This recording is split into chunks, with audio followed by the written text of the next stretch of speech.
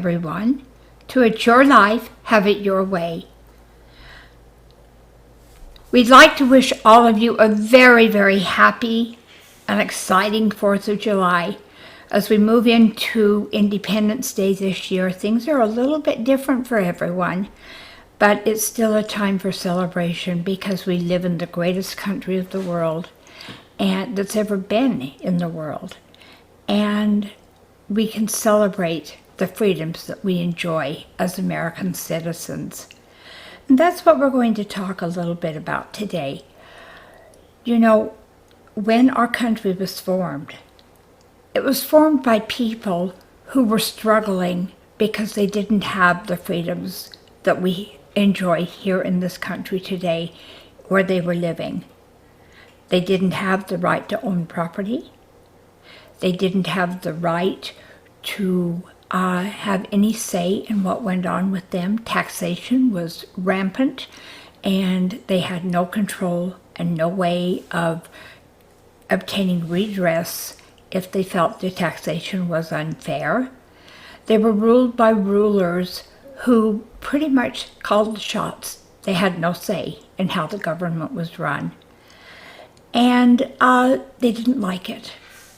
And when it became unbearable enough, they made the decision that they did not want to be in that country anymore, and so they left everything they had.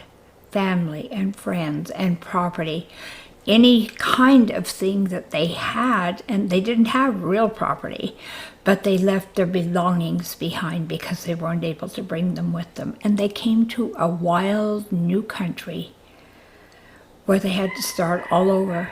And life was hard, and life was difficult. And they were imperfect people. They made mistakes. They struggled. But ultimately, they knew that being here, away from the rulers that they had fled, would be the best thing for them and for the family members that they were able to bring with them. They tried to maintain contact with the mother countries. They tried for almost 300 years to try to make things work with England, the English. But it didn't work because England, on the other hand, was out to control, out to keep them under their thumb, out to continue to exploit them and abuse them for her own purposes. And so eventually they reached a point where they just had all they could take. And they didn't go back to England and loot and riot and murder and burn. They just simply said, no, we're done. We can have a better life here. We know what we want. We can put the kind of government together that we want to have so that people are free. They have a say in what goes on. They wrote the Declaration of Independence, the Constitution of the United States, and they established a Bill of Rights that we have today and that we honor today. Now, times were different then, and the focus of the way things were run were different. And many of the things that were happening in that era are not acceptable to us today.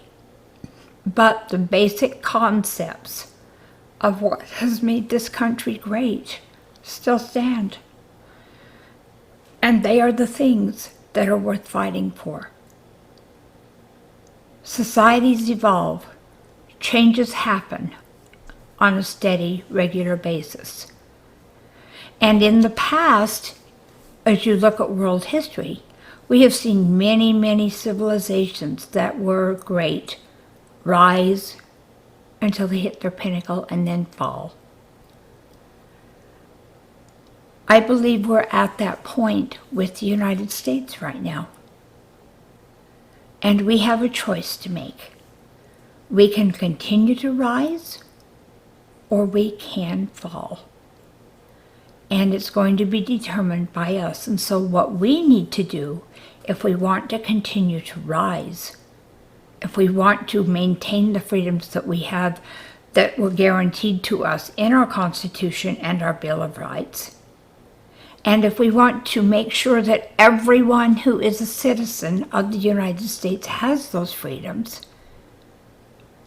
we need to take responsibility to make sure that happens and make the changes that need to be made in terms of the way these laws and constitutional components are administered and interpreted, but maintain the basic level of the Constitution and the Bill of Rights. And the way we do that is by keeping those basic tenets ourselves, by doing what it is that we are supposed to do to make that happen. You've heard me before talk about how rights are rights only as long as you don't violate somebody else's rights to assert your rights.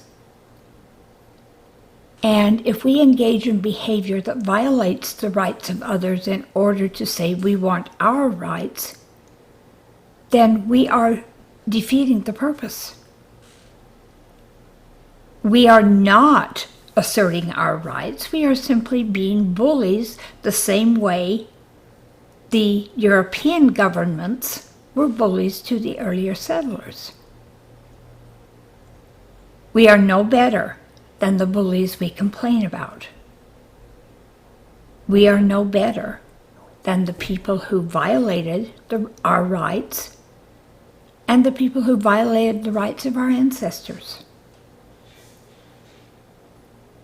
So what we have to do is kind of walk a tightrope. We need to assert the rights that we have. We need to do what's necessary to maintain and control the situation so that those rights are not violated. But we have to do it without violating the rights of other people in the process. And we have to be very careful about who we choose to follow. There are lots of politicians and celebrities and people out there who are talking about things that fly directly against our Constitution and our Bill of Rights, and promoting them as the way that we should go. But if we choose to move towards, for example, a socialist government, or choose to espouse the things that are espoused in a communist government, as some people have recommended that we do, then how is that actually achieving our having freedoms? Sure, it appears on the surface that in a socialist government, everybody's equal. And the populace is pretty much equal. They all have nothing. The people that are in power are the ones who have the control and have everything. And so that puts us right back in the kind of situation that the early settlers of our country fled to escape. And it violates the very, very basis of what our country's all about.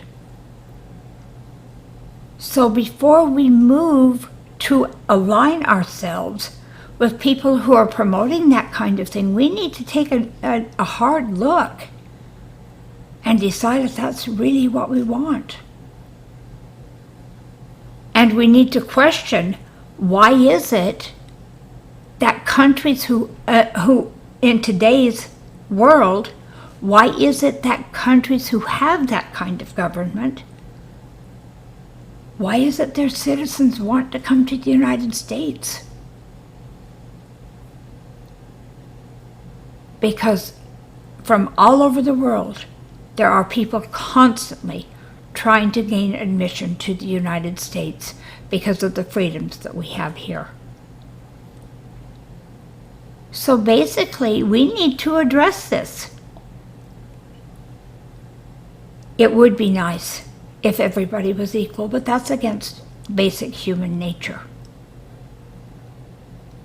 And as an aside, there isn't a single group of people in the United States that doesn't face discrimination and abuse from other groups of people. The very nature of the fact that we are free gives us the ability and the desire to get things to go the way we want them to. And there's going to be conflict because of that. Once again, what we have to do if we are patriots, if we are modern day patriots, what we have to do is look at the basis of what was written in our Constitution and our Bill of Rights, and make the choices that we make about what we do based on that, not based on what we might want personally, but based on the foundations that made this country great. And if we're not happy with what's going on in this country, it's wonderful that we have the flexibility and the privilege of choosing what country we want to live in. People who do not want to live with the democracy and the republic that we have in the United States don't have to live in the United States. There is no king or dictator or premier or ruler that is forcing you to stay in the United States. That's not the case in other countries of the world. So if you're not happy in the United States and you can't find a way to be able to feel comfortable with the idea of living with the American way, you have the flexibility of going anywhere you want to. You also have the flexibility of staying here in the United States if that's what you want to do, because there are benefits to being an American. But with those benefits come the responsibilities we're talking about today. And it's important that we start realizing that those responsibilities are there, and they are our responsibilities. Now, if we're going to look at what is right with America and work towards making the things that are not the best in America to be right with America using the foundation that was set in our Constitution and our Bill of Rights, the next thing we have to do is be willing to take action. Think about the founders of our country. Think about what they gave up, first of all. Just as a couple of people, Benjamin Franklin and George Washington, were aristocracy in England. They were powerful people there. And Benjamin Franklin in particular was actually sent to the New World to kind of get the colonists in hand. But when he came, and he was sent by the English government, but when he came to the New World and he started seeing what was really going on, his sentiments changed. And he actually made the decision to give up all the power and all the responsibility and all the authority and all the recognition. And he gave up a lot of wealth in the process because he changed his mind about what needed to happen to make people free, and he caught the dream of the people who had come to the New World, and he decided to join them in that process. And so he gave up a great deal. He also gave up family. and connections that he had with people that he had built throughout his entire life. The same is true with many, many of the other people who did not come as members of the oppressed to the New World. If they stayed here, if they joined the movement to create a new country, they gave everything up to make that happen. And we're fortunate we don't have to do that. But we do have to stand for the basic principles that are important to our society and to what makes our country great. And that involves taking effective action. That involves getting up and going out and making connections with people, telling the people who are not living the American way that they're not living the American way, supporting the leaders who want to make sure that the laws and the statutes and the rules in our country are kept the way they are, but also being sure that the rights of those people who are dissenting are protected, because that's an important part of it too. However, it is not acceptable for a patriot of today to simply sit back and avoid getting involved, or to back away from situations as they occur. We need to let the people that represent us know what we want. We need to hold them accountable for the choices that they make. And we need to be willing to take legal and appropriate action when necessary to correct situations that are not being taken care of. And we need to support the leaders that are doing the things that are appropriate and acceptable and legal in doing those things, instead of joining the rabble-rousers and the people who want to overturn everything that makes this country great. And so it's time for us to step forward.